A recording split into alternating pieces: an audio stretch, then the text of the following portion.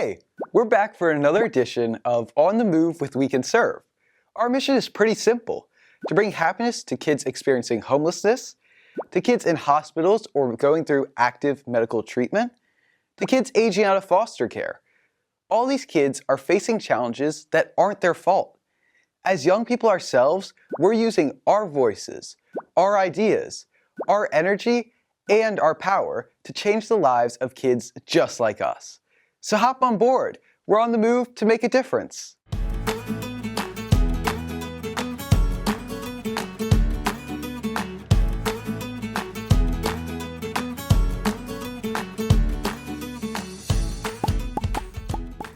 Sitting down to a warm meal is a lot more than tasting food. It's about comfort. One of my most favorite meals is beef stew because it's packed with protein and delicious, nutritious food like vegetables. And it has a wonderfully warm broth that just makes my mouth water. It's so good. So today, we will be preparing beef stew, so we can bring a little bit of comfort and a lot of flavor to our dinner table. But first, you know the drill, we gotta wash our hands.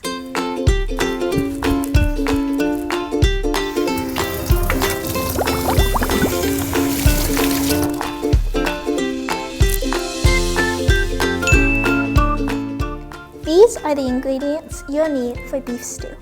Of course, as the name suggests, we need some beef. Then we have some flour, some salt, some pepper, olive oil, tomato sauce. Then we have some definitely smelly onions.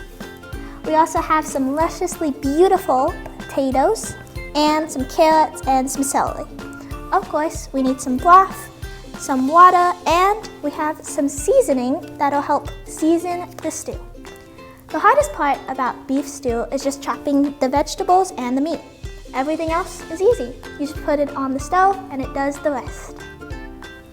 First, we have to add the oil into the pan when it's hot. Then, we have to get our bag, put in our beef,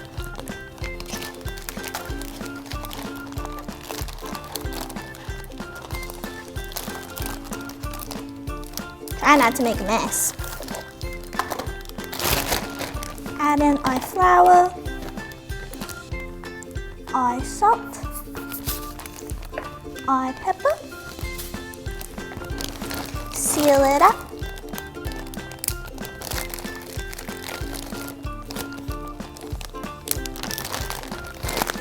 and make sure to shake it well.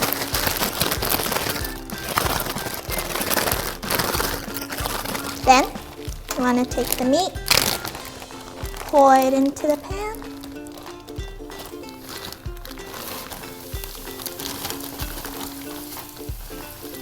then take our onions and pour them in as well. Then stir it all up.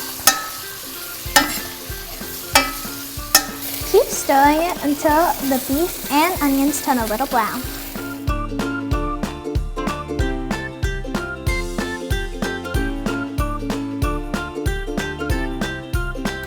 It should take about 5 minutes for the meat to brown. After that, you want to add your carrots and celery,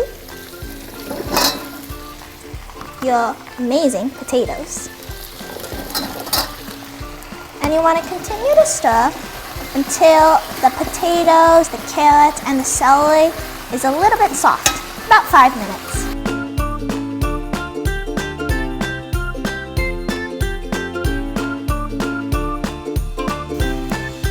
Ooh, that smells good. Next, we add the beef broth. Then, the tomato sauce. Then you want to add some beef stew powder. Mix it in some water.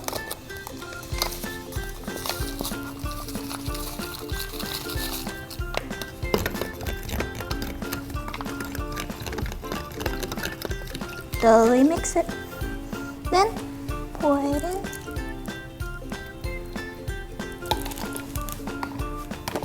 Then you want to mix it up a little partially close the lid. Then there's the easy part. You just let the cooking do the rest, and in about 60 minutes, you'll have a wonderfully delicious meal to enjoy. It's finally been an hour. Time to check on the stew. Make sure not to burn your hands. That looks so good. And smells even better. Time to plate.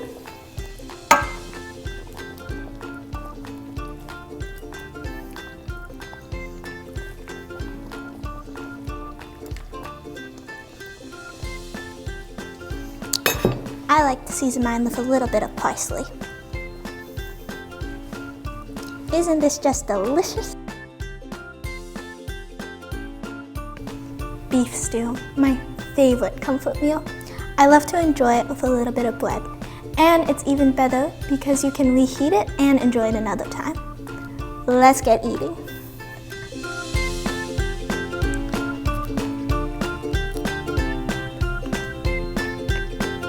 That's good.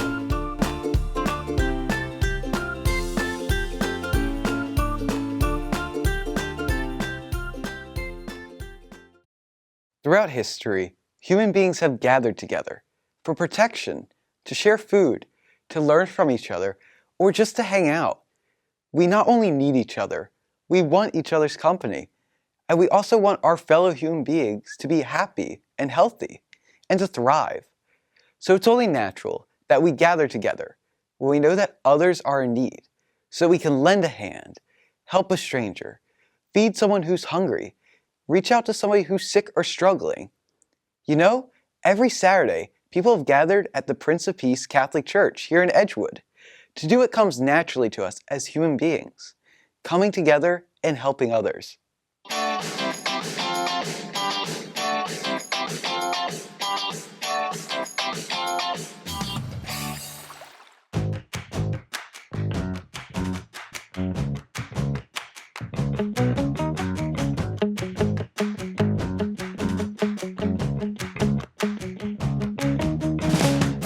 Well, it's Saturday, and that means the sharing table is in full swing. What exactly is the sharing table?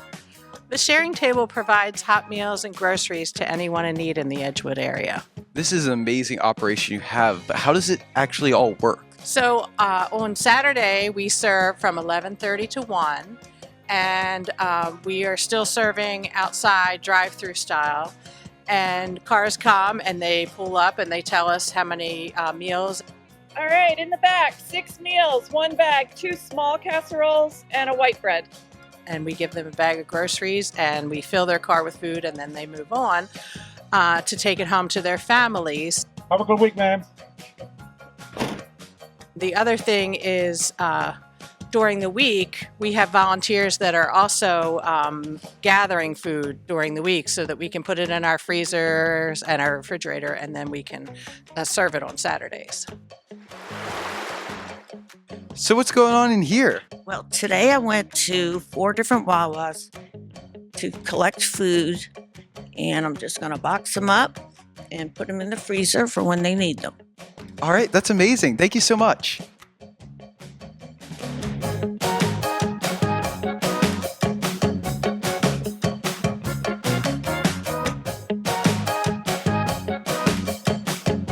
Now, you said the distribution's on Saturday and you're collecting food the rest of the week. Where do you get all that food from? Some of it comes from churches. Some of it comes from, we have to actually go out and purchase some of the food. We have an agreement with the local grocery store. We also just go to some local places that, when we need butter or whatever, and we don't want to, make a huge investment in time, we go to local places around here and purchase it.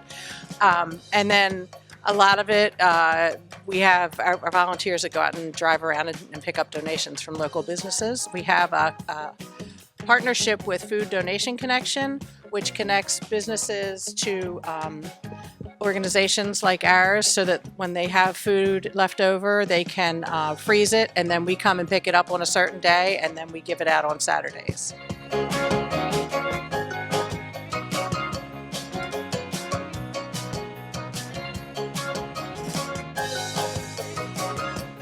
What does a typical Saturday look like in your kitchen? Typically, we have a group that comes around 9 or 9:30. They come with a bunch of volunteers. They bring an entree to serve, and we provide green beans and a salad and salad dressing, and they put all that together into takeout containers that we then take outside to serve to the community. This takes a lot of coordination and cooperation. Is it hard to get people to step up to do this?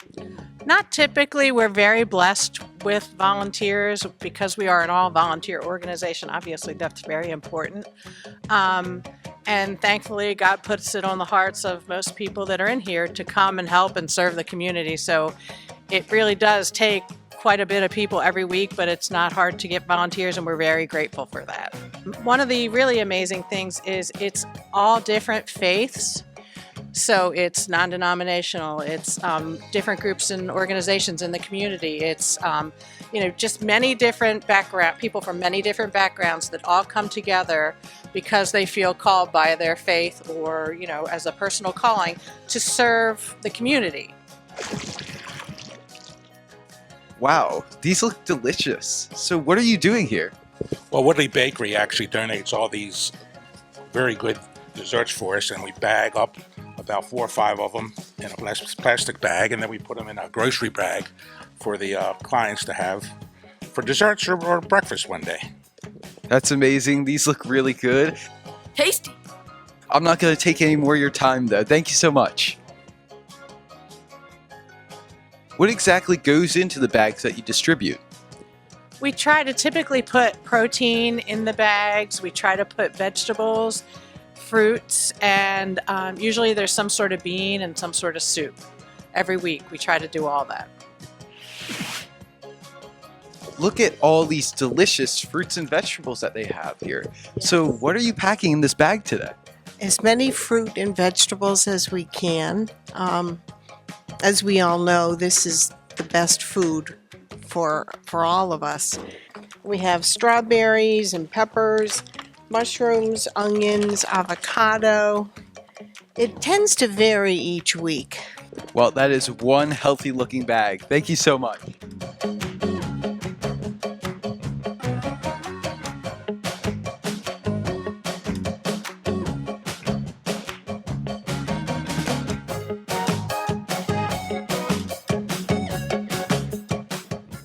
So what's going on here at the cake station? The cake station, we cut the cakes, these gorgeous, wonderful, lovely cakes, and everybody gets a portion to go with their lunch that we serve to them today.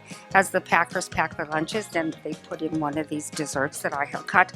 The desserts are made to the size of the container so that, they get a nice, generous portion. And as you can see, we have a wonderful variety of cakes. So it's luck of the draw when you get a meal, what kind of a cake you get. But anyway, so I enjoy doing this. It's just a lot of fun to cut these cakes. Sometimes it's more of a challenge than others, and we have cookies sometimes that we will put cookies out too, and whatever we have. 2 meals, 1 bag, 1 casserole, and 1 wheat bread.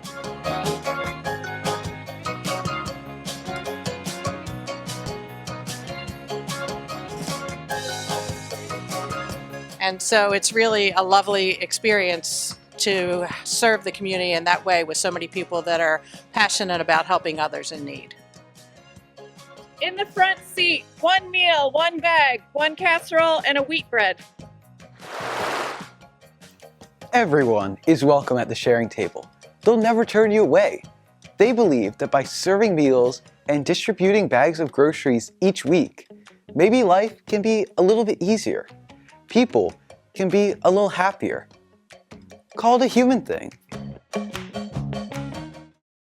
Me volunteering each and every day is the excitement of getting on that fire truck and seeing what the next experience is going to give me. You get put in some amazing positions, but you don't get put in positions that you haven't had training to be able to handle. It's skills that you'll never get anywhere else. You may not be physically able to become a firefighter or an EMS. You might be comfortable helping in the kitchen area. You could work in the secretarial end. It's not just all physical work.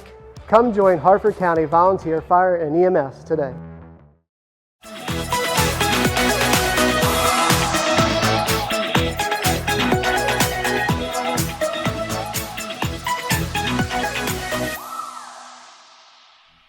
Did you ever have one of those bad dreams where you're falling down with no safety net?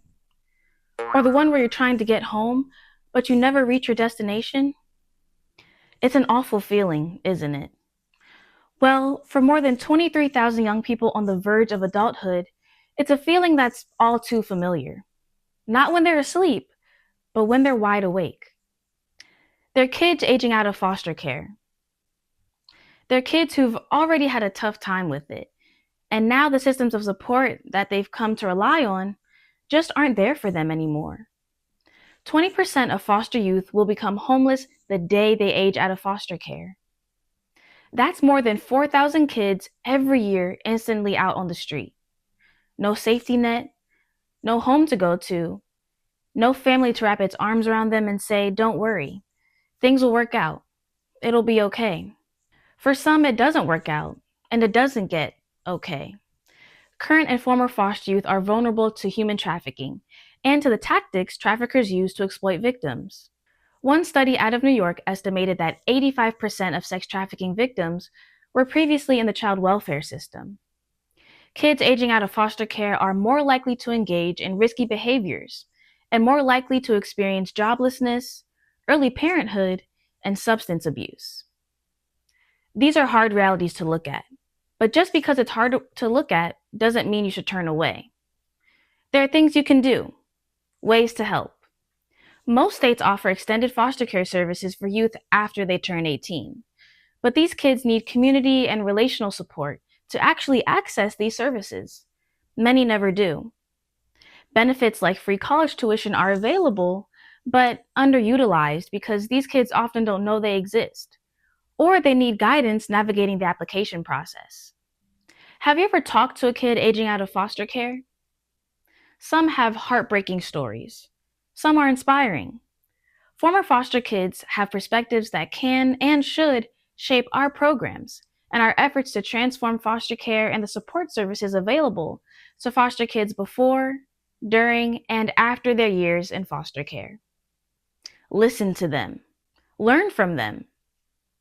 And take that knowledge to community meetings and state legislatures and to the halls of Congress. And maybe, just maybe, those falling down dreams can end in the soft landing of a community that truly cares. Man, when I come home from an intense basketball game, I feel really gross. I can't wait to hop in a nice warm shower and get oh so clean. I can help you with that, Natalie. Whoa, a talking soap bar? Yep, I'm Bubbles, and I'm here to help you out. Okay, Bubbles. How so? Well, Natalie, good hygiene is about your total well-being, not just smelling good. Good hygiene helps you stay healthy and boosts your confidence. You make good points there, Bubbles. Thanks. You know, I've got another way you can help out. I have friends who live in homeless shelters, domestic violence safe houses, and some who visit the nurse's office at area schools looking for personal hygiene items because their families are having a hard time taking care of those needs. Oh, Natalie, I'd love to help your friends. What do you need me to do? Come on, I'll show you.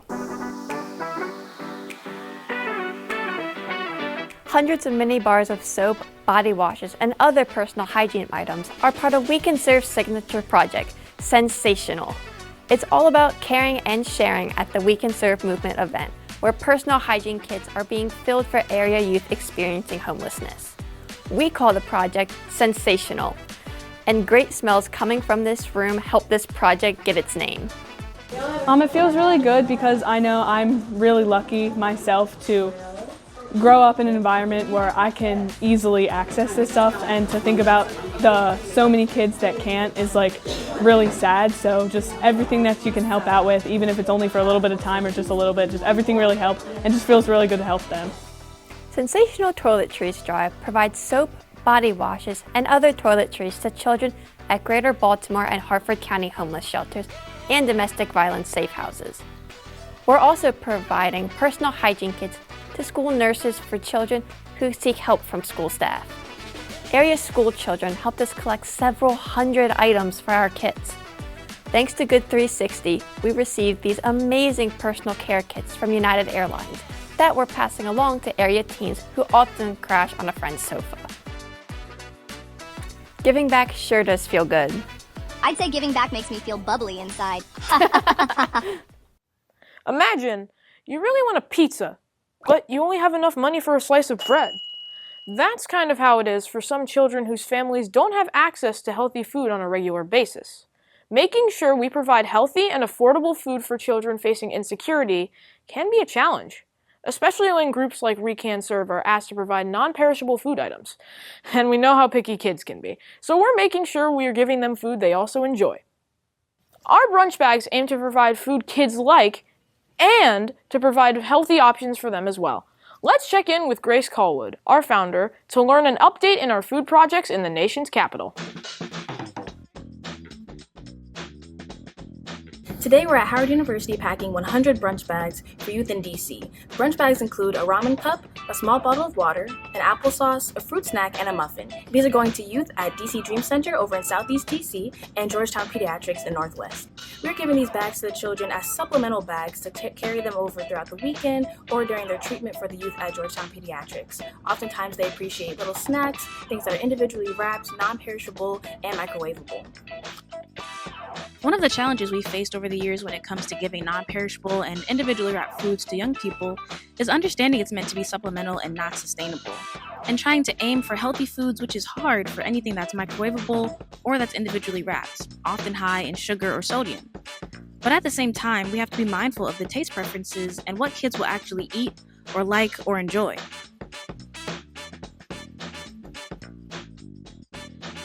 Addressing food insecurity has been a passion of mine for years now. And as a student at Howard University, I've become more aware of the food insecurity across the greater DC area, but especially the food apartheid in Southeast DC. Wait, what exactly is a food apartheid? Food apartheid is a term often used to describe areas like Southeast DC, where people, including families with children, face significant barriers to accessing healthy, affordable food because of historical and ongoing discrimination.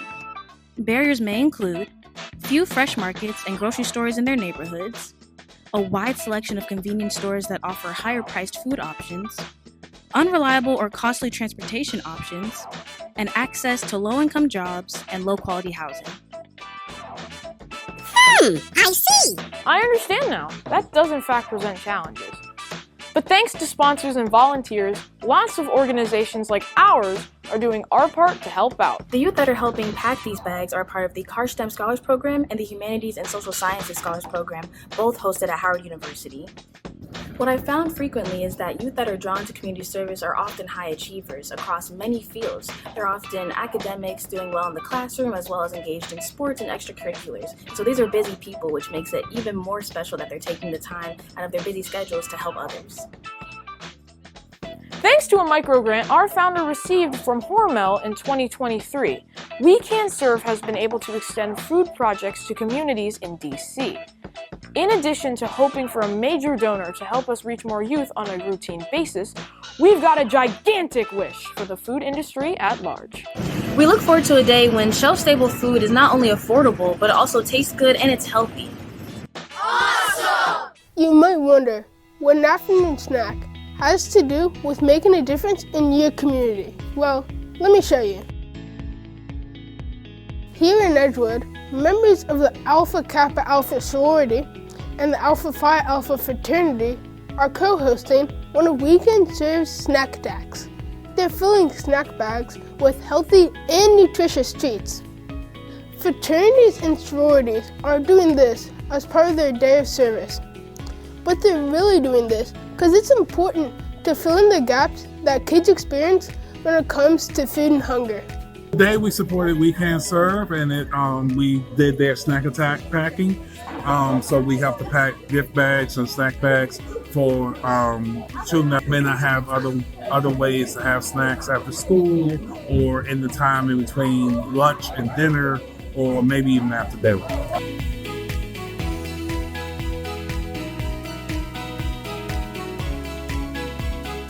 It means that maybe some kid gets to have something that a lot of people take for granted, which is just a snack after school. A lot of people's kids come home and they just have, a pantry full of stuff. Everybody doesn't enjoy that. Food insecurity is a common thing.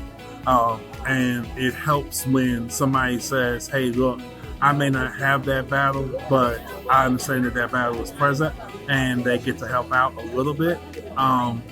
it may be just what that kid needs to, concentrate on, doing their homework or, just not going to bed with their stomach growling and things. And those little things can sometimes affect the child as to whether or not they do well at school. We are always wanting to partner with many organizations, but whenever we have an opportunity to partner with youth, it adds an extra layer of energy and, execution. There's a lot of time between lunch and dinner. So these snacks fill in that after-school gap so they can maintain their energy and concentration before dinner. Or they can save these snacks till later in the night. We delivered these snack bags to kids at local Boys and Girls Club. Many of them come straight to the club from school, and they really appreciate having something to snack on, spending their time at the clubs. When they're doing homework, or playing games, or spending time with their friends. But also, we want to let kids know that we're thinking of them and that we've got their backs. So, you see, a snack has everything to do with making a difference in your community. To find out about other ways to get involved in your community, log on to our website and make a difference.